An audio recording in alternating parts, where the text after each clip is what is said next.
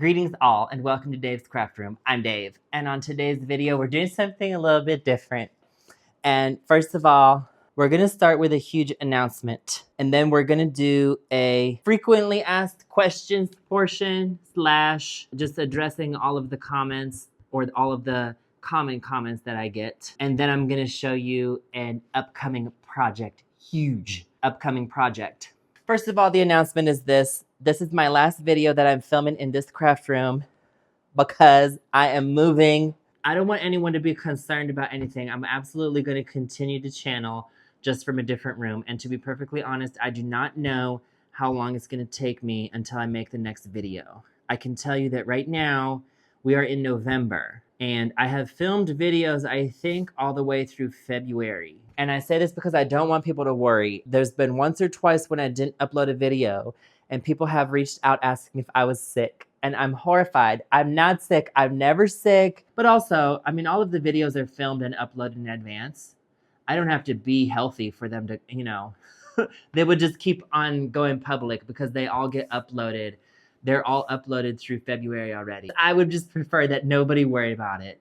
Anyway, that's that. So that being said, I also want to tell you, maybe the next couple of videos are going to be a little bit different. I'm just filming some different videos to hold us over until I can get back, the craft room back up and running. So I'm going to do a design wall video in depth about design walls where I take this design wall down. I'm also going to go to my parents' house for the holidays and I'm going to help my mom build her own design wall. She doesn't have a permanent wall for a design wall, so we're going to build her one that she can probably fold up and move. I don't know exactly how yet, but that's what we're going to do. And then once I get to the new house, I'm going to have to build a design wall in the new house. And you can see that from beginning to scratch, soup to nuts, all about design walls. I also have to tell you, you may see my costume change and the angle change. I'm filming the video in 2 different days because I wasn't completely happy with everything I filmed the first time, so I'm kind of reshooting. So I want to address the frequently asked questions. I also get like recurring comments that fit into categories. Let's just get started. I have a list of things here that I want to talk about. Okay. The first question I get asked pretty regularly is anything regarding my personal life outside of what I share. And I'm afraid I am going to have to just stick with a good old-fashioned, it's none of your business. And I hope that's not offensive to anybody, but I'm just not really willing to share. I'm afraid I am a very private person. And, we all have our boundaries over what we're willing to share. And so, the biggest one, people want to know what my job is. And you want to know my age, my location, and all that. And the thing is that it's just not safe, unfortunately. I'm afraid that I am very concerned about online safety. And since doing the channel, my strategy of not disclosing too much information has actually proven to be effective. And it has actually protected me from some ill-intentioned actors. So I'm not going to change that, and I'm not going to disclose any of that information. A famous drag queen once said, if anybody's curious about that, just know that you will be curious for the rest of your life. And I hope nobody thinks I'm being shady or that I'm being disrespectful in any way. It's just that I'm not comfortable sharing, and so I'm not going to. The next question. Okay. I get this comment pretty often. And let me just say this. I'm not calling anybody old. I would never call somebody old. I'm talking about a situation where the people are telling me that they're old. Pretty often people will comment on my channel saying, I'm 68 and I love your channel. I'm 72 and I just love your channel. I'm 99 and I'm a huge fan of Dave's Craft Room. And honestly, of course it doesn't bother me at all. I'm more than happy to have viewers of every age. I'm more so just puzzled that, like, why are you telling me your age, And by all means, you're free to. Of course, I just don't really know why. And I find it fascinating. I can tell you, you're not alone. Almost 90% of my channel is women in that age category. Matter of fact, I'm going to put the analytics statistics on the screen. And what you can see is about 90%, if we add the 2 categories, is over the age of 45. And I want to say almost half is over 65.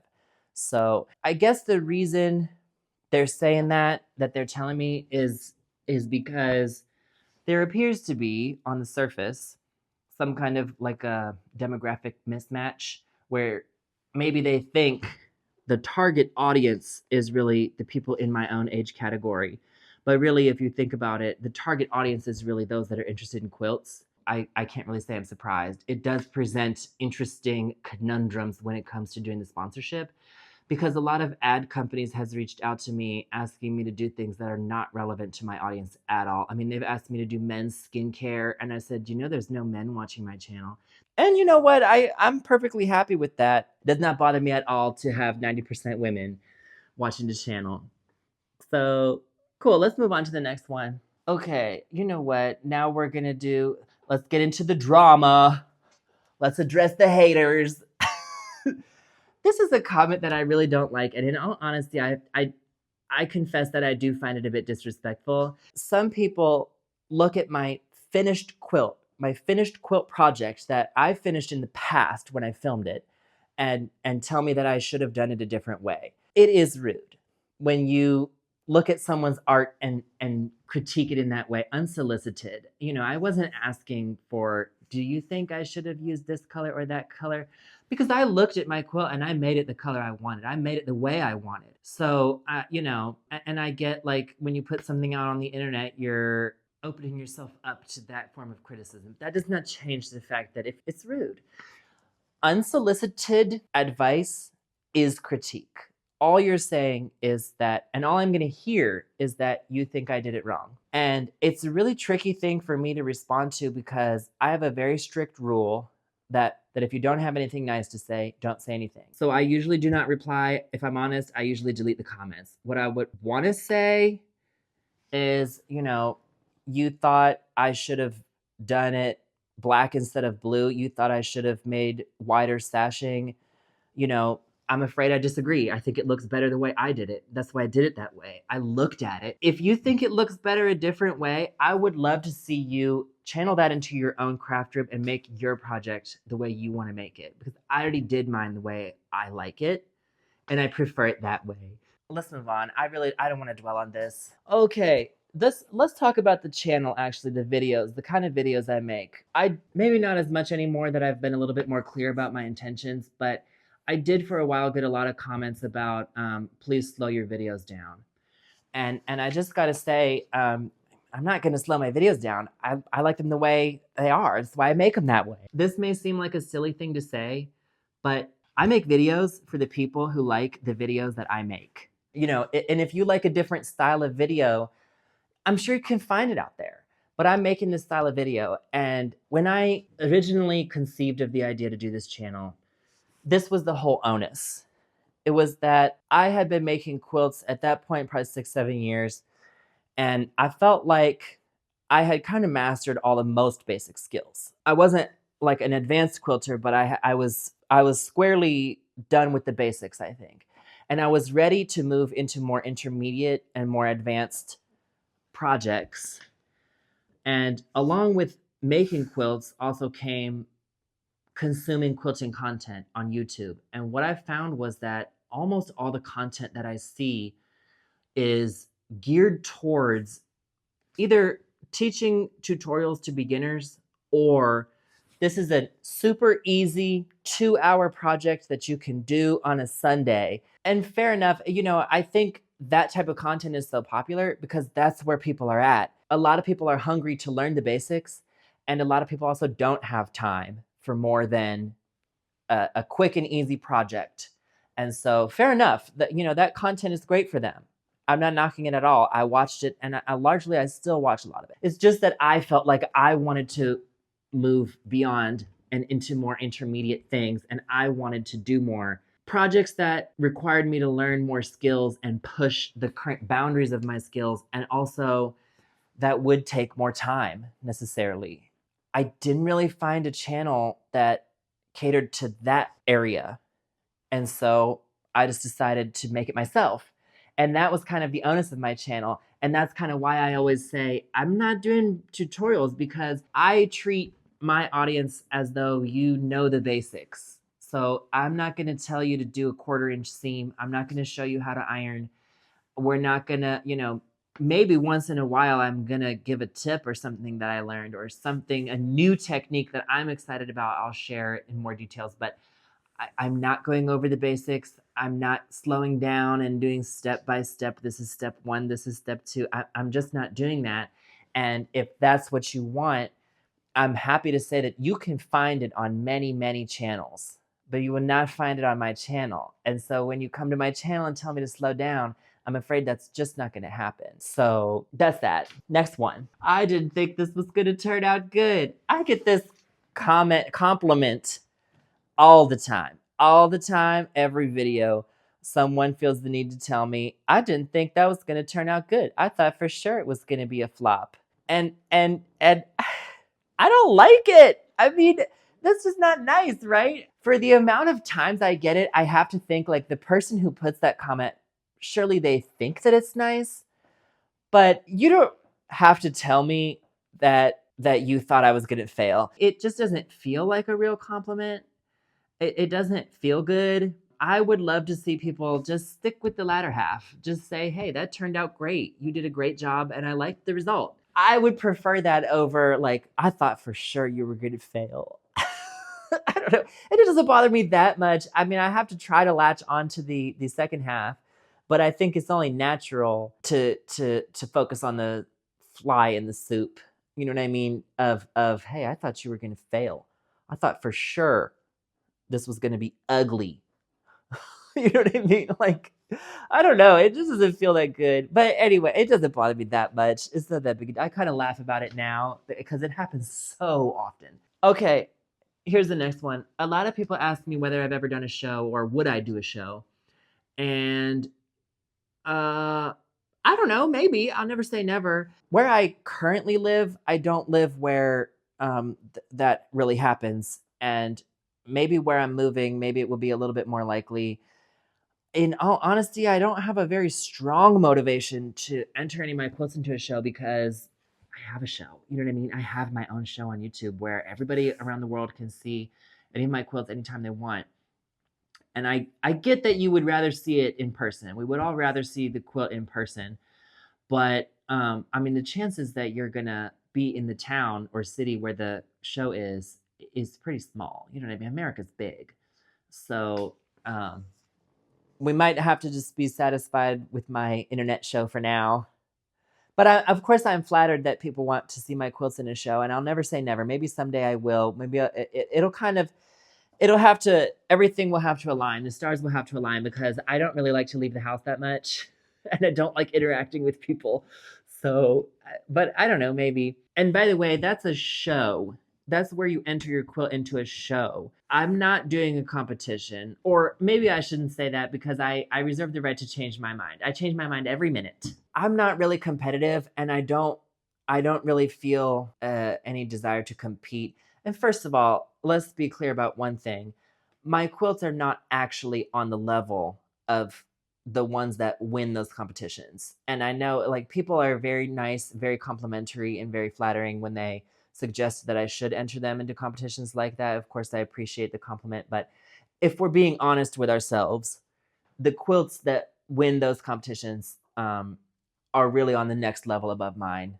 Again, I'll never say never, but I'm not very competitive. I just don't have a competitive bone in my body. And not to mention, I'm a lot more, especially when it comes to art, I'm very much everybody gets a trophy. And I know that that gets slandered. That's what I believe. You know what? I guess this notion that the idea of everybody gets a trophy ill-equips people to deal with the challenges in life.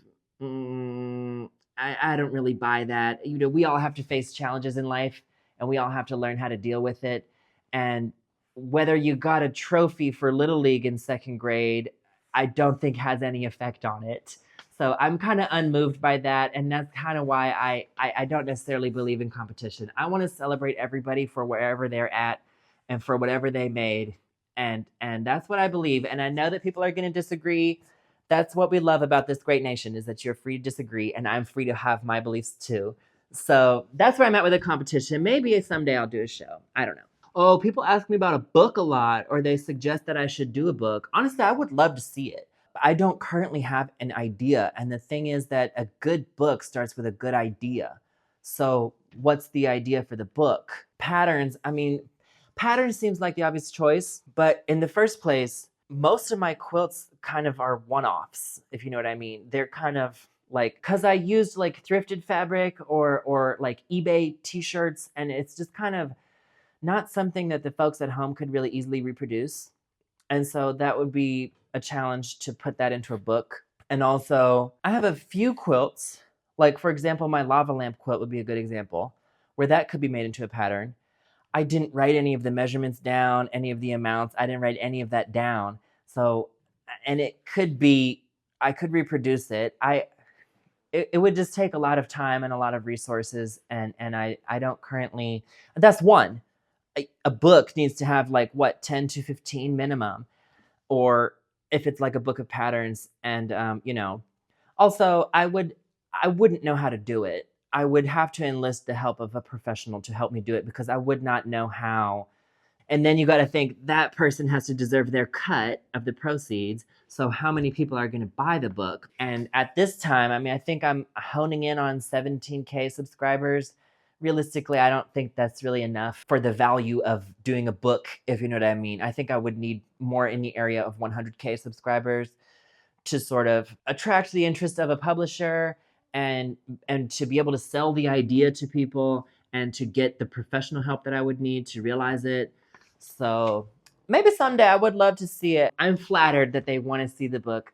I don't think it's actually a big enough amount of people who would actually buy the book to make it, because we need it, like we need probably at least like a 5-digit number of people to buy it, and I don't see that. So that's the book.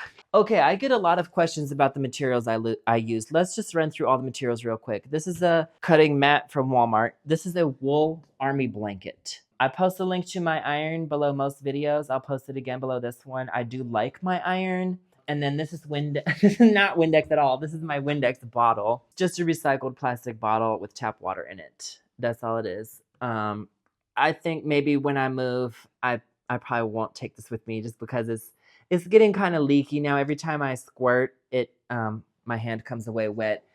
And I mean, it was meant to be single use. I've gotten 3 years of use out of it. The reason I use that in the first place is because I personally don't care for filling my iron up with water. Most irons, you can fill it up. There's a tank in there. You can fill it up with water, and they may have a button for steam, or they may have a squirt nozzle on the actual iron, and that does too. I don't personally care for it. I prefer to use a spray bottle. And part of the reason is because that's the way my mom taught me how to do it. If anything broke, don't fix it. But I did for a while fill up the thing with iron. Fill up the iron with water. First of all, every iron ultimately will become incontinent. That's just true. It will start to leak eventually.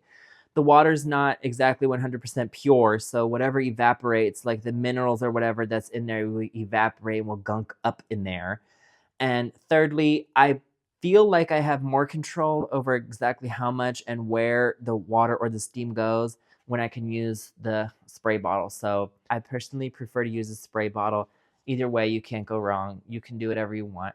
My design wall, I won't go into too many details because there's going to be a whole video on it. But it's just 1-inch thick styrofoam boards, and then covered in cotton batting. And then the quilt blocks just stick. They just do. I don't have to do anything special to get them stick.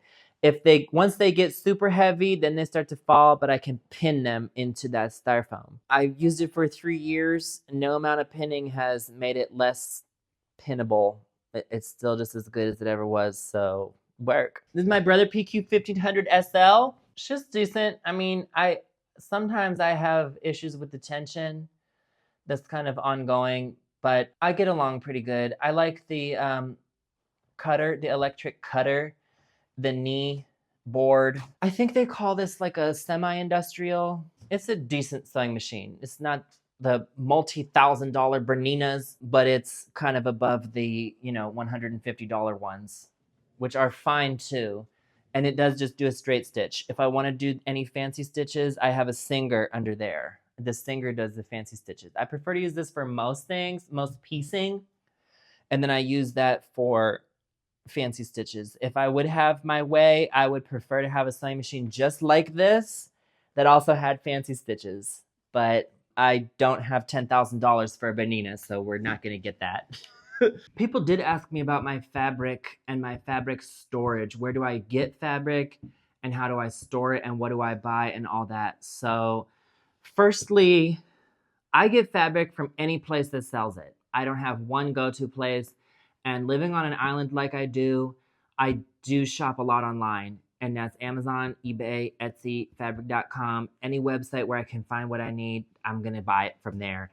There are a few fabric stores on the island that I go to, and I just go there and shop and buy whatever I like. And I have a closet here. Oh, I usually have my scrap thing here. I've moved it to over there, but these are fat quarters. I sorted them at one time. They're not really sorted anymore. Over the years, they kind of fell out. I don't like to sort things because when I sort it, that makes me think that I'm gonna go to a certain spot when I'm looking for a certain thing. And sometimes I don't know what I'm looking for. So I wouldn't necessarily think to use a red fabric, and I wouldn't necessarily go to the red fabric section, and then I might miss out. And so I actually prefer them to be all out of whack like this. I think I have maybe 5 of these tubs. And these are all just fat quarters or half yards. Actually, for the most part, they're pieces of fat quarters because I've taken from the pieces. I love fat quarters. You know, you can't have too many. People are like, oh, the clutter. I'm not worried about it. But then again, maybe I don't have as many as some people. It's kind of hard to say. What else did they ask about? A lot of people ask me about my solids. I don't have a particular line for the solids. I just literally go on Amazon and type in solid fat quarters. Oh, and then interfacing. This is actually kind of a tricky question, believe it or not. I gotta be honest, I really don't pay that close attention to the brand of the interfacing or the kind, and I struggle to recommend which kind of interfacing to use because I don't even use the same kind every time. I use different kinds all the time. I personally am not that picky. I'm not that fussy. I would just Google interfacing. And actually, I don't live where I can buy it. My mom has to send me care packages regularly with interfacing in it, and I don't even know what kind she picks out. But when I do pick it out, like I said, I just go to Amazon and put iron-on interfacing. Any kind will probably do. You know, you kind of have to experiment on your own. You have to figure out what kind you like. It's hard for me to give you a recommendation because I go back and forth, and there's no guarantee that you're going to like the one I like. And for the longest time, I was using a thicker one because it made the project so much sturdier. But then I realized I preferred a thin one because it cut down on the bulk and it was still sturdy enough that what you're looking for is that it's got those iron-on beads on one side. For a t-shirt quilt, you want those melty glue beads that melt on one side, and then just feel it and feel how thin it is, and consider whether you want a thin one or a thick one or a medium one. That's it. You know, I have found since starting my channel that there's that some people are very interested in getting specifically the right one. And there just isn't one. You can get one of many different kinds and it'll be just fine. So I'm sorry if that's not what you wanted to hear. You wanted to hear a specific brand. I honestly can't even name a brand. I don't even know the name. So I'm sorry for that. And if I'm sorry I didn't answer it in the comments all the time because I don't really know. That's that. I think that's all of the material questions, probably. Okay, a lot of people, this is the next question. A lot of people ask me how long my quilts take. I do all of my work in the craft room on the weekends, Saturday and Sunday, because I work during the week. And usually after I come home from work, I do not feel like coming in here. But that's my time that I edit. I edit the videos during the week. So most of the projects, almost all of the projects take less than 2 weekends. They kind of have to take less than 2 weekends because if any of my projects should ever take more than 2 weekends, I need most of them to take less than 2 weekends. Most of them I do in 1 weekend, but that's also piecing the quilt top. If I'm hand quilting it, I will do that during the week because I do that after work when I'm watching movies because editing doesn't take me as long anymore. I can edit the videos a lot faster now. And so, yeah, that's the answer, to less than 2 weekends. There's some that's more. Let's see. I'm going to put on the screen. These would be examples of ones that I would do in 1 weekend.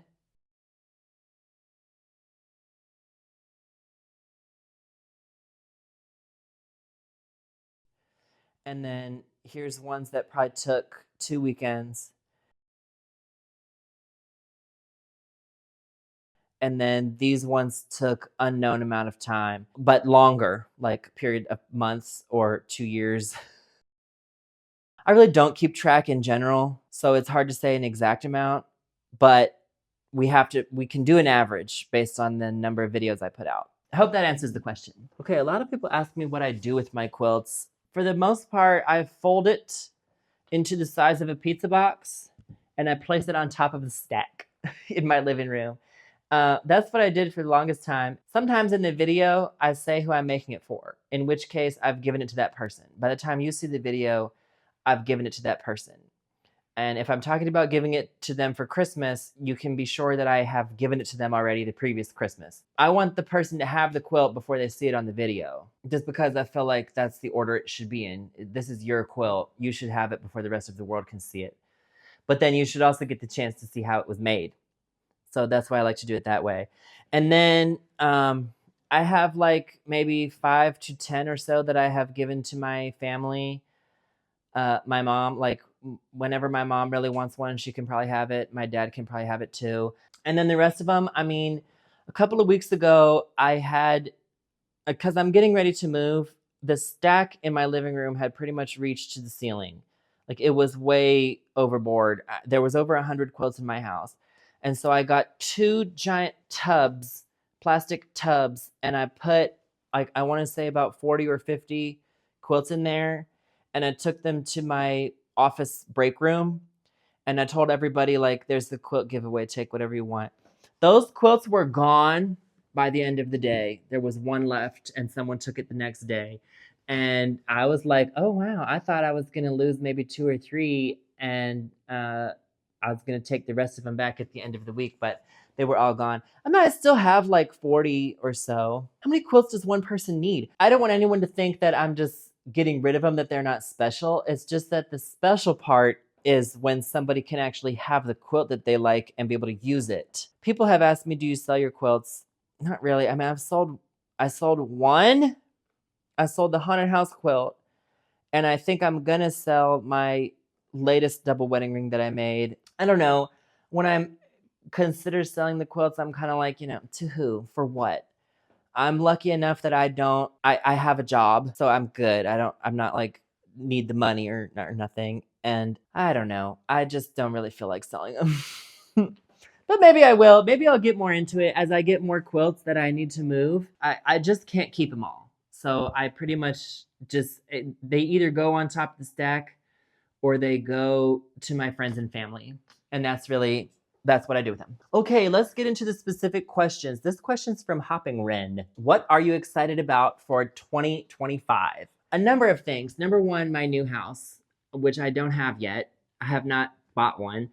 I think I'm gonna be able to get a bigger house than what I have now. And what's kind of funny about that is I was scandalized. Somebody messaged me like, I work in a really small space too, and here's a tip for working in a small space. And I was like, I didn't think I worked in a small space. I thought my house was quite decent. I think I will be able to get a bigger place. Not that I necessarily need it. I mean, I'm only one dude, so what do I really need the space for? When I look for a house, the only thing I'm looking for is which room is going to be the craft room, because I'll sleep in the closet. You know, this is the master bedroom. And I have another small bedroom, and I sleep in the small bedroom because I'm like, I'm only sleeping there, and I keep my clothing in there. But actually, I have a walk-in closet over there that I keep clothing into. But so I need the bigger room for my craft room. So I'm excited for that. I'm excited to see what the new house is going to look like, what I can find. I'm excited for this new project that I'm going to announce at the end of this video. You have to stay tuned. And I'm excited to move to my new location because I will be closer to a lot of the big quilting events like QuiltCon and the national quilting things. I just live way too far away to even think about going to those. I'm not promising that I will go to anything, but I'll definitely live closer to cities where quilting events and quilting shows are held. I've not really been able to go very much to any kind of in-person events just because I live so far away. I don't even need to know where they are. I know that I'm far away from them because I live on a small island. So that's what I'm excited for. Hopping Wren also asked, I'm so sorry, hold on. Oh, I've been talking way too much. Hopping Wren also asked, if you could design a fabric for a quilt, what would you design? That is a really good question.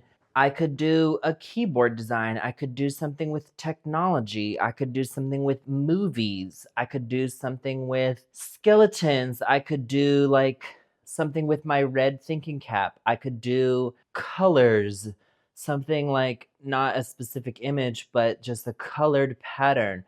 I wouldn't know. I honestly, the thought has definitely crossed my mind before that what if I could design my own fabric? I don't really have a specific idea right now of what I could do. If I come up with an idea, I would love to be able to design my own fabric for a quilt. So maybe someday I will. Oh, and then Hopping Ran asked, what would you do if you could do a collab with Kaffe? I did mention in more than one video that I want to do a collab with Kaffe, and the idea is I want him to send me some fabric, and whatever he wants, he could do like, you know, these are fat quarters from his new line, or, you know, various fat quarters from various different lines, or even if he sent me a box of scraps, whatever he wanted to send me, and then I should make a quilt out of it. That's the idea. I should make a quilt out of whatever fabrics that Kaffe sent me. I don't really think it's going to happen. I think Kaffe probably has bigger fish to fry, but I would love to do it. Maybe someday, who knows? Next question. Okay. Jenny7493 says, how do you keep track of your ideas or inspirations for projects? I have on the note app in my iPhone, I have a long list of quilt ideas, and I also take screenshots and images and put them in that note. And I also have like a journal where I keep track of all my video stuff, like especially the video due dates and when I need to, you know, publish certain things and all that. What is my favorite quilt? I can't have a favorite quilt, of course. I've made too many to have a favorite one. Actually, this one's pretty high up there. One of my, let's do like a top 5. You know why this is hard is because a lot of my quilts, I worked on them so hard and I worked on them so long that they're kind of fraught with a lot of emotion. And it's not always good emotion. So I'm trying to think of the ones that I had the most fun making. Probably Cheese It. Probably my Keytar quilt. That video didn't do super good, but I absolutely had a blast making that quilt. My lava lamp quilt, I had a blast making that lava lamp quilt. The X-ray quilt, that was a good one. And then maybe, let me go down and look at the stack. So the other answers, the other ones on the list would be Mustache Quilt, Zombroidery, and then this quilt. That's more than 5, but who's counting? This I brought it here because there's no video of me making this quilt. I made this before I started my channel. I really like this quilt. It's one of the early quilts that I made, and I just like it. Sometimes a quilt, like for example, my English paper piecing quilt, I did that for 2 years. And there's so much memories from my life in there. Sometimes I like to move forward. I don't like to live in the past. I don't like to dwell on the past. My first 100 days, 100 quilt box quilt was called Take from the Past. Don't let the past take from you. And that kind of exemplifies why some of those quilts, it's like, it kind of belongs to that time. I want to keep moving forward. That's kind of why. Also the blue quilt that I made that I gave to my friend Christian. That's the last one. Oh, Stitch Penny's Official says, do you do other crafts? Yeah, I do other crafts. I actually originally envisioned my channel to be showing off more crafts than that. One of my favorite things to do that I don't do as much anymore is collage. I do a lot of collage work. And my collages are inspired by science fiction and folk art. Maybe I'm going to show some of my work. Yeah, these are some of the collages that I've made. I'll show them on the screen. I actually think when I get to my new craft room, I would like to do more of that. You know, the YouTube kind of tends to invite people to niche down. And so that's kind of why the quilting videos were successful, and I just kind of kept making them. And I was enjoying it too. Don't get me wrong. But yeah, any kind of art. I like to paint. I like to cut out paper and glue it to stuff. I like to build things. I have to be doing some type of creative endeavor at all times. And yeah, that's all. Let's go to the next one. How do you manage your quilting projects? Do you complete each one before starting the other or juggle many? Typically, I have one or two ongoing. And that's the way my brain works. I have to start, keep going until I finish. I do not like to clutter up my brain or my craft room with unfinished projects. I hope nobody finds that, I hope nobody takes that statement personal. I'm just talking about what I like to do and how I cope with my own craft room. I just don't find that I can start a project while I still have this unfinished project nagging at me to finish it. And I realized that I'm apparently in the minority because apparently a lot of people have 20 to 30 to 500 UFOs in their house. It couldn't be me. I couldn't do it. I might do a second one. And the only reason I do, I mean, maybe even three. The only reason I would is because both are ongoing and maybe I ascribe one to a specific time and the other one to a different time. So I'm like, okay, this is a project I work on in hotels. This is a project I work on in my craft room, you know, or this is a hand project, hand sewing, and then this is a machine project. And so for that reason, I may have two or even three ongoing, or also ones which like, this is going to be a long-term project I'm already planning is going to take me a couple years. I may allow that to go on with that understanding while I continue to work on weekend projects. And I only do a project that I'm really excited about and that I'm really excited to see come to fruition. And what I find a lot of people tell me is that they're so sick of their project. They're so bored of it. I wish for people that you can recognize that earlier, like before you start. Think like, am I going to get sick of this soon? And then maybe choose a different project. I think it's easy for me to finish projects because I'm really excited to get it finished. And it's that feeling of accomplishment of having accomplished and finished it that I really want. And so that's kind of how I'm able to finish. I do work fast, and the only reason I know this is because the people in the comments say so. Apparently I do work fast. I don't have anyone else here to compare myself to, but just based off of what people tell me in the comments, that they're shocked at how fast I work. I don't know what to tell you. I just am plugging right along and just working, and that's it. I mean, it probably helps that I don't have any life otherwise. I don't go out, so that's really, maybe that's why. Okay, Barbara Zernick 6967 says, how do you set up for machine quilting? What presser foot do you use? And what direction do you stitch? I think you start each row of quilting from the same end of the quilt. I'm not sure. Okay, how do I set up for machine quilting? What presser foot do you use? I don't, apart from the presser foot, I don't really change anything else about the sewing machine. Apart from the presser foot, I just quilt right like this, and I'll change the presser foot. Which presser foot I choose depends on how I've decided to quilt it. So if I am gonna free motion quilt it, I use the free motion foot. If I'm gonna do like straight line, parallel line, vertical line quilting, which I do pretty often, then I would prefer to use the walking foot. And I have actually even used just the regular 1/4 inch, I don't know what it's called, but just the regular default foot. I think you start each row of quilting from the same end of the quilt. Well, only half, because I'll do, you know, you have to put half of the quilt inside of this. I think this is called the throat. So half of it, I'll put half of it and I'll do all of that half going one way, and then I flip the quilt over and go the other way. On some of my quilts, that's how some of them get quilted. Other ones of them, I don't necessarily pay that close attention. The rules didn't really serve me that well. My mom taught them to me. I guess the conventional wisdom says you should start in the middle and work towards out, because that way you're pushing, if there's any excess, you're pushing it out of the quilt and you're going to square it up at the end and cut off that excess. And that appears to make sense logically. The first thing I would say is that also holds true if you start from one side and work to the other side. But more importantly, you got to baste it and you got to be precise in the first place. And if you're being precise and if you baste it well, there shouldn't be any excess. And maybe I'm not as discerning and as particular as some other quilters. I like the inside out method. I call it the inside out method. That's not probably what it's really called. People have called it the pillowcase method, a French seam. I mean, they are French seams.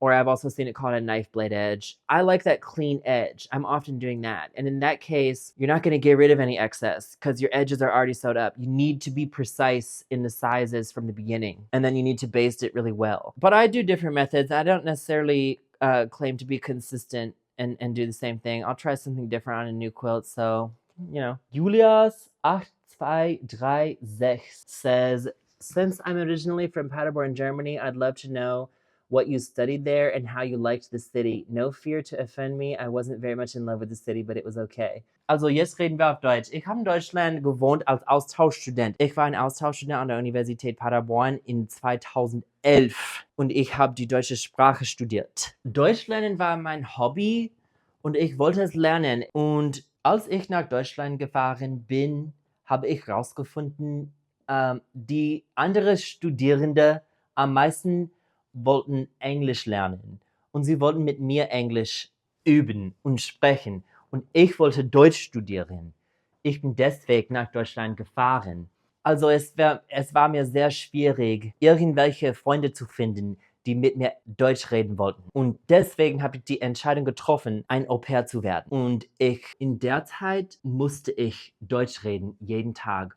Und in der Situation habe ich Deutsch wirklich gelernt. And that's how I learned German. I was a foreign exchange student and I was an au pair. How did I like Paderborn? I absolutely loved it. This person said, don't be afraid to offend me, as though I'm going to say anything horrible about Paderborn. I couldn't. I loved it. Honestly, this is the thing. I was 19 years old when I went to Paderborn. I had been in college for 1 year and I was just starting my second year and I was able to study abroad in Germany. And I came from a very small town in Pennsylvania and I didn't really know it at the time, but I was very sheltered. And I was so hungry to go out and experience the rest of the world. But America's borders are very, very vast. You can't fault most of Americans for not ever leaving the country and not ever, they always say like Americans never learn foreign languages. Americans never leave the country. Most don't even have a passport. You can't fault us. It's really not that easy. It's expensive. Most people don't have the time. And I was just absolutely beside myself with joy when I finally got the chance to do it. And I was just so excited to be there and to get to see the world. And for the first time, step outside of my small-minded community and get to just see the rest of the world.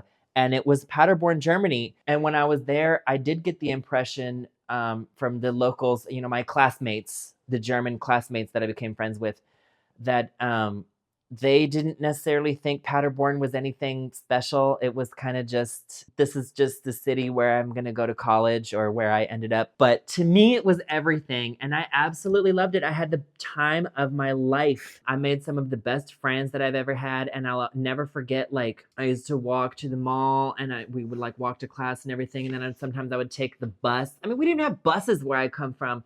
We would, on the weekends, we would get on the train and go to like see different parts of Germany. I went to Berlin. I went to Cologne. I mean, Cologne was close to Paderborn. Düsseldorf, Sylt, the island of Sylt in the north. I went all the way to the south to Constance, where I worked as an au pair in a small village called Stockach.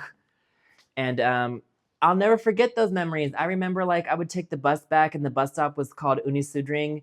And then I would go to like the dormitory complex that was called Vogeliusweg. And I lived in Vogeliusweg in this dormitory that was way nicer than the dormitory I had in the university that I went to in the States. And so, yeah, I absolutely loved Paderborn. I get that people, maybe I take for granted the places that I've been to. People have different experiences everywhere, but to me, it's special. Yeah, so I love your town, Julius. Was there anything else? That's it. I guess at this time, I'm gonna show you my project. Oh my gosh, let me go get it. All right, people, this is my binder. And this binder was meant for scrapbooking. You know how the scrapbook pages are like 12 inches? So my huge news is I am going to make a Baltimore Album Quilt, or a quilt inspired by, in the style of, Baltimore Album. I have been obsessed with Baltimore Album quilts for a long time. Since I've been interested in quilts, period, I've been interested in Baltimore Album quilts. They are some of the most spectacular quilts that you can ever see. And as a style, they're just incredible. And also, what's cool about Baltimore Album quilts is that these quilts they were not meant to be used heavily. They were really meant to be heirlooms or display pieces. They were just like the fine china. They were well taken care of, and thus there's a lot of them still around actually. I'm going home next week. My parents live in Pennsylvania, and so I have found online a couple Baltimore Album quilts on display in museums in DC and Baltimore. And that's day trip territory from where I come from, where my parents live. So me and my mom Shirley are going to go and see the Baltimore Album quilts. I'm going to make my own version, and I've put together this binder. I'm going to make room for it in my suitcase so that I can work on hand work while I'm in the hotels and stuff in the process of moving and when I'm home for the holidays. So this is my idea for the Baltimore Album quilt. You know, I can't just do things the way that they've been done. I have to come up with some way to Davidize it because that's my creative outlet. And so I want to make a science fiction themed outer space Baltimore Album quilt. And the way that I do that is I have 3 books by Ellie Sienkiewicz. I think that's how you say her name, Sienkiewicz. No, it's Sienkiewicz. She is really the queen of Baltimore Album quilts. She publishes books with loads of designs in it. And what I have done is I've taken the traditional designs from her books and I've added science fiction elements. And then my favorite quilt projects that I've done tell a story. So this quilt is going to tell the story of Sleeve McDykel and Daryl Archideld, their love story as they travel the universe together as part of the Milky Way Galaxy's Army Naval Air Force. So let's get into it. I think we need to do an overhead view. Oh geez, here we go. We are about to get into it. All right, let's get into it. I'm just going to show you my progress so far. I think I want to say I have like 5 or so blocks done. This first block on the top is in progress, and this is Papautong City. This is the sort of outer space futuristic city setting of the story. And so I designed the city part. This is a traditional Baltimore Album design that's been published out there. I just traced it onto here. I'm not sure whether you're gonna be able to see the grapes. These are all grapes, and the way that I make the grapes, this is the fabric of the grape, and then I have these circles, and I'll show it in a video, but I scoop the fabric around that, almost like you're making a yo-yo, and that's how I make the grapes, and then I still need to do all the grapes on the other side. These are appliqued down, these are not yet. I absolutely love this block. This is Papautong City. Let's go on. I mean, these are like some of the tools I like to use. These are various different kind of washable or erasable pens and marking things for different colors. This is transfer paper. So, okay, let's get into the blocks. First of all, this is the first block I did. And the idea of this block is that this is like maybe a flyer for joining the Milky Way Army Navy Air Force, because you get the chance to travel the universe. I don't necessarily stand by all of this applique. It's not the most beautiful applique that I've ever seen. And I also was learning to do these grapes for the first time. This is the next one. This is Daryl Archideld, and this is Sleeve McDykel. You can tell which one's which based on the way they look. And this is a traditional style of block. And then you can see what I mean by I want to do the traditional style of block, but then add sci-fi elements. So it's in outer space, and these are spacesuits, and they're in love. This thing right here, this star in the background, is a traditional style, and then I just have them outer space rock repelling. This one, I hope this reads. I had this idea for doing like a bouquet of flowers and it comes out the body of an astronaut. I hope it reads. I don't know if it really reads. I asked my mom if she can tell what it is, and she could. So that's that. This was my first kind of foray into doing like a big elaborate kind of bouquet of flowers, and I have more designed. Rocket ship, and then these are the folded rose flowers. Okay, so now we're getting into ones that are designed but not made yet. And I don't know that you can see them. I'm going to bring them closer. These are just some designs of ones that I've done that I'm going to plan to make over the course of the time that I have downtime.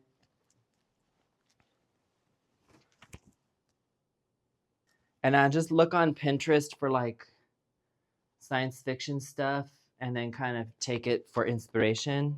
And my idea is that I'm gonna make each block is gonna be a short, and then in the end, I'll compile it all into one big video and add it to the rest of the construction of the quilt and make it into a video and then hand quilt it. You know, the ships are common in Baltimore Album Quilts. And this is the USSSS Marigold Kennedy, as you can see right there. And it's like a traditional look of a ship, but then it has like, you know, science fiction spaceship vibes. Is that it? Yeah, those are all what's been designed. And there's space for me to design more. This is the scratch paper I designed them on. So it's gonna take me a long time to do it, but that time is gonna pass by anyway. Yeah, so like I said, I just wanted to introduce this project because I think people are going to be excited about it. I'm excited about it. I have no idea when this will be finished and when you'll see the video. But I can tell you that you should see shorts. I think each of these blocks is so cool that they deserve their own video, but not necessarily a full video, so that's where shorts come in. So I'm filming content of each block to make a short, and then I'll have footage that I can also edit into the long video once it comes out. And what's awesome about Baltimore Album Quilts is that these people, when they made them in the 1800s, they were using literally everything at their disposal to make embellishments to their blocks. There was ribbons tied on. I mean, there was like ink. There's ink on them. There's every kind of applique that you can imagine. The flowers, the ruffled flowers that I figured out how to do from the book that I told you about. I guess that's going to be it for this video soon. You know what? It is kind of sad for me to move just because you kind of associate a time in your life with the house that you lived in. And I had a lot of good memories here and a lot of good friends, but I'm only moving. You know what I mean? I'm not dying. It's not really an end. I'm just moving into a new house. I'm going to build the craft room back up. This will be right there behind me in the new craft room soon. So stay tuned. I'm excited for this next chapter in the journey of Dave's craft room. I'm excited and thank you for coming on this journey with me. And that's going to be all for today's video. Remember to like and subscribe to my channel and please come again.